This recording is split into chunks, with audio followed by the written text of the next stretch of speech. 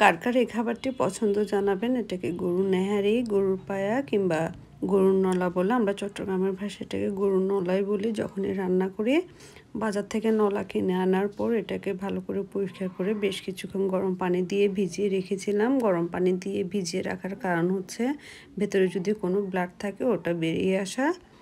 ভিজিয়ে রেখে আরও কিছুক্ষণ ভালো করে ধুয়েছিলাম। তারপর এটা একটা বড় হাঁড়িতে নিয়ে তার মাঝে পেঁয়াজ কুচি, আদা বাটা, রসুন বাটা, হলুদ গুঁড়ো, মরিচ গুঁড়ো, মিক্সড মশলা দিয়ে দিলাম।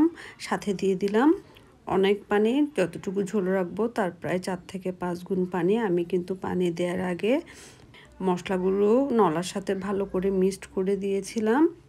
আপনারা চাইলে মশলা মেখে বেশ কিছুক্ষণ রেখে দিতে পারেন। এরপর চুলা ধরিয়ে এটাতে ঢাকনি দিয়ে দিলাম। এটা হতে প্রায় 4 থেকে 5 ঘন্টা টাইম লাগবে, তাই বেশি করে পানি দেয়া। তো কিছুক্ষণ পরপর আমি নাড়িয়ে দিচ্ছিলাম যাতে তলানিতে মশলাগুলো লেগে না যায়।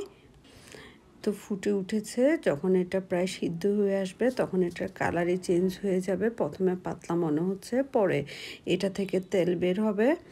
এটা প্রায় 1.5 ঘন্টা পর আমি উল্টিয়েছিলাম। এরপর বেশ কিছুক্ষণ পর উল্টালে তো দেখা যাচ্ছে তেল একটু একটু বের হচ্ছে আর বাষ্প, প্রচুর বাষ্প বের হচ্ছে এখান থেকে। যেহেতু এটা অনেকটা এয়ারটাইট ছিল, আমি কিন্তু ঢাকনার ফোঁটাটা একটা লবঙ্গ দিয়ে আটকে দিয়েছিলাম।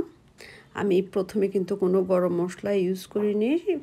প্রায় যখন সিদ্ধ হয়ে আসবে তখন গরম মশলা ইউজ করব। এখানে আমি দারচিনি, এলাচি, লবঙ্গ, তেজপাতা, জয়ত্রী, জায়ফল গুঁড়ো আর কয়েকটি স্টার এনিসের টুকরা দিয়েছি। তারপর তার মাঝে প্রায় 6টা টমেটো কুচি করে দিয়েছি আর কিছু কাঁচামরিচটা কিন্তু আমি ভেঙে দিইনি, গোটায় দিয়েছিলাম।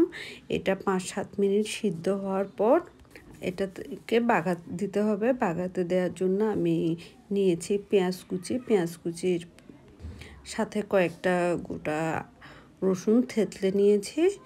জাস্ট কোয়াটা বের করে একটা শক্ত পাথর দিয়ে আমি একটা চাপ দিয়েছিলাম। ভালো করে নাড়াচাড়া করছিলাম এটা। যখনই পেঁয়াজ বেরেস্তার চেয়ে একটু হালকা কালার আসবে, এটাতে দারুণ সেন্ট বের হবে। এটার সুগন্ধটা আসলে সব রুমে ছড়িয়ে পড়েছে। তো দিয়ে দিলাম। দেখতে বেশ লোভনীয় হয়েছে। এটা হয়ে আসলো 2-3 মিনিট সিদ্ধ হওয়ার পর তার মধ্যে আমি ধনেপাতা কুচি ছড়িয়ে দিলাম। এটা কেউ খেতে পছন্দ করে ভাতের সাথে, কেউ আবার নানের সাথে, কেউ পরোটার সাথে, যে যেভাবে খেতে পছন্দ করে সেভাবে খাওয়া যায়। আমরা ভাতের সাথে খাবো। এতক্ষণ ধরে ধৈর্য ধরে আমার রেসিপিটা দেখার জন্য আপনাদেরকে অসংখ্য ধন্যবাদ।